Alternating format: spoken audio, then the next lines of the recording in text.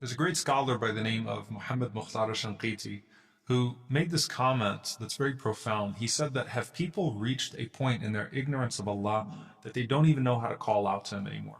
They don't even know how to have a personal conversation between them and God.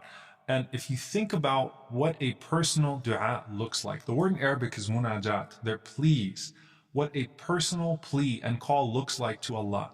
Allah doesn't care if you rhyme or how you sound, or even sometimes you can call out to Allah in whatever language. It doesn't matter. It's about how sincere it is. Imam Ahmad, may Allah have mercy on him, he was asked, what is the distance between us and the throne of God? He said, a pious prayer from a pure heart. That's how we connect to Allah subhanahu wa ta'ala. And though we look at the prophetic prescriptions of prayer, and the best prayers, the best supplications are the ones taught to us by the Quran, by divine revelation, and by the Prophet, peace be upon him. The Prophet ﷺ largely encouraged the people around him to learn to call upon Allah in a personal way, in a very personal way. And if you look at the companions of the Prophet, peace be upon him, they're essentially a generation of yaqeen. They're a generation of certainty. They're a generation of being connected to Allah subhanahu wa ta'ala in their own unique way.